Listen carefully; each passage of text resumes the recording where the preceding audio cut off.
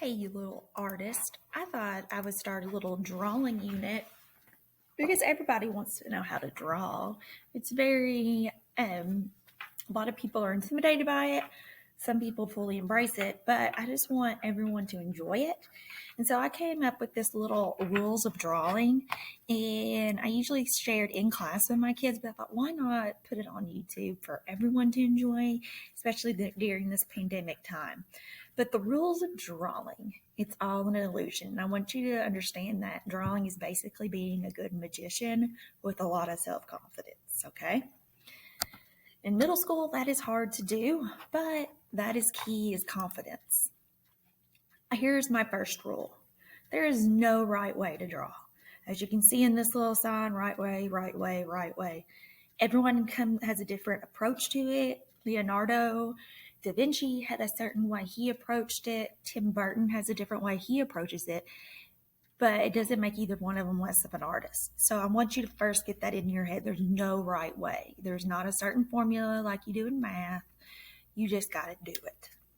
Sometimes that's the hardest thing, is just getting started. This is a biggie for middle schoolers. Don't compare your artwork to others.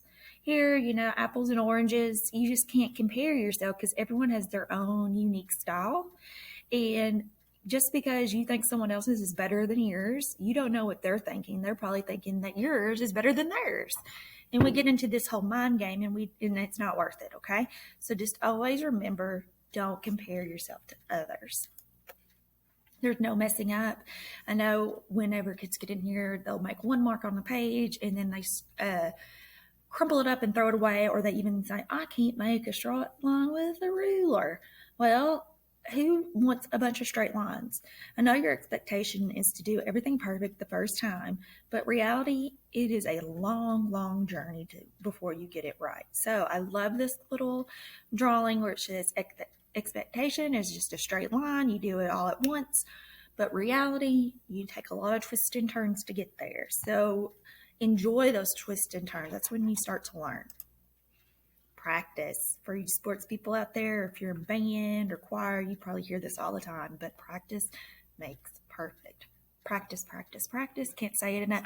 I know as an artist myself that if I don't draw for a while, then my drawings aren't very good. So I always got to stay on top of it, which I'm going to show you. Time out.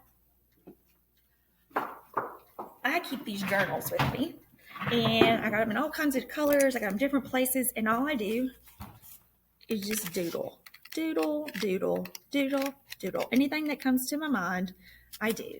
Just like I did a whole thing about artists. I did artist quotes, and then I would draw a little ditty about them. Or I would do something for like the day. Okay. I have just books upon books that I have just kept. And that is what helps you become a good artist, is that you just practice. And like I said, the hardest thing is just getting started. And here's another thing. Don't stress, just progress. So if you are getting stressed and stuff, the problem is you probably haven't even tried to get started yet. You're too intimidated to start. So what I say is, don't think about it. Just do it. Believe me, it will work out.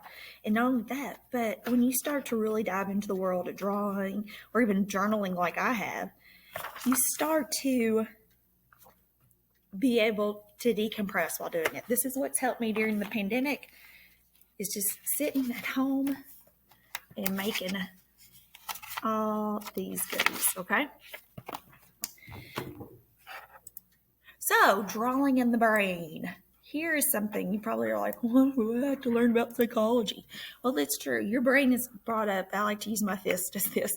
It's to make the hemisphere, there's two parts, okay?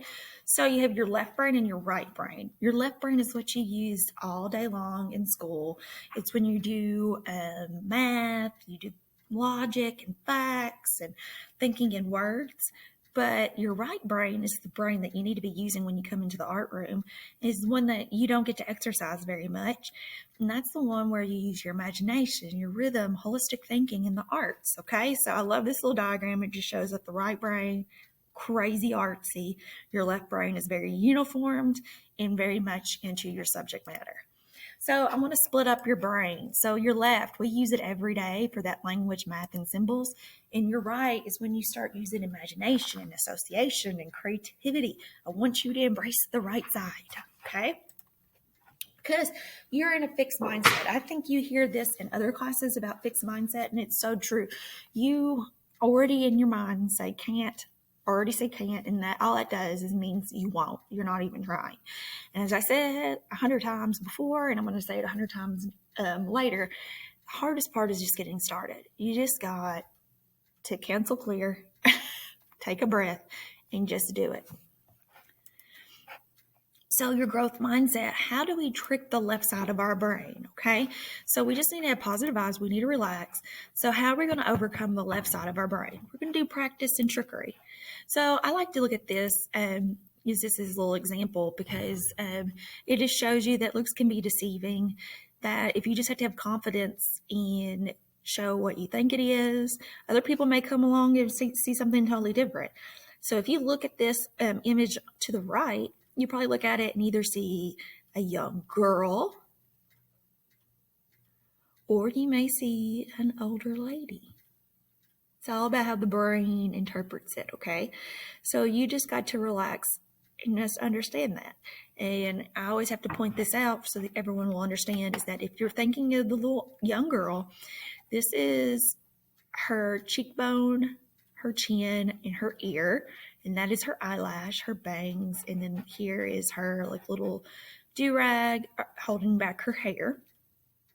Now you gotta switch your brain to old lady, and you see the old lady's eye and this big old nose and her mouth. I know that always flips kids out whenever they start to flip back and forth and see the two, okay? Here's another one. What do you see here? I love this because it does. It's another example of just how your brain works, okay? You may look at it and immediately see two faces looking at each other, or you may look and see a candlestick, okay? It's just, you just got to relax and let your brain take over. Let that right brain do some figuring. Let the left side take a little break. So here are some things that I want you to remember while drawing, okay? And that is, you need to step back. Sometimes you have to step back in order to move forward.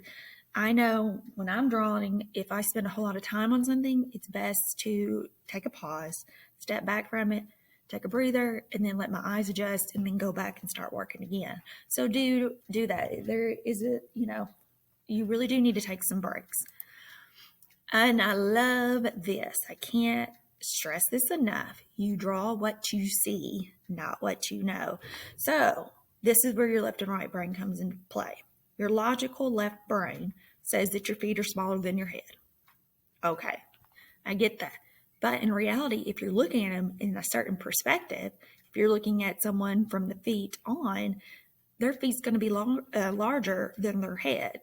So you got to draw what you see. I think that is the hardest thing for someone who's just starting to draw, is that your left brain is logically telling you, oh, the flower is really small compared to the tree. But if the flower is closer to you than the tree, then the flower probably is going to be bigger.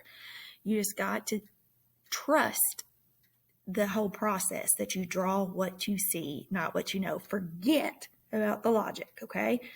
Just do what you see.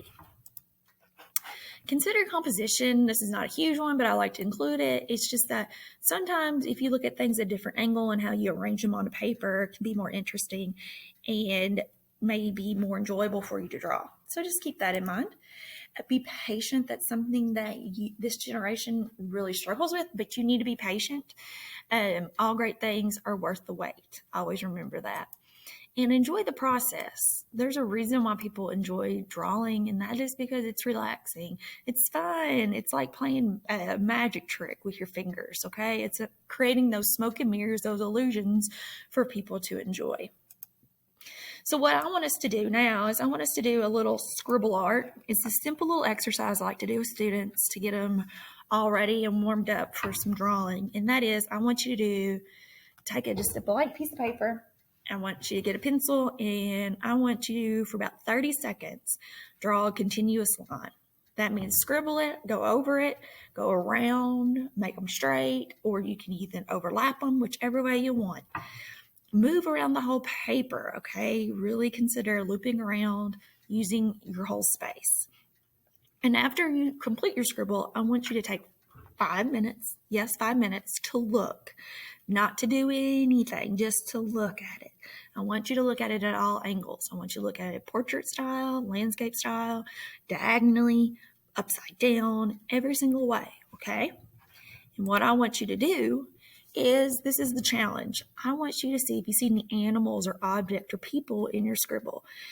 You may see several objects or possibly one big one. Use the materials at your table, which I wish you were here, but in case you're not, just use crayons, markers, whatever you got, it works. And you want to color in what you find or add details to really emphasize what it is. So if you really can't find anything, you can make it abstract, but I'm pretty sure if you let that right side of your brain go wild, you'll find some pretty cool things. And here's 2 examples that I have done. Of course, I saw flamingos. So I saw flamingos coming from different directions and angles.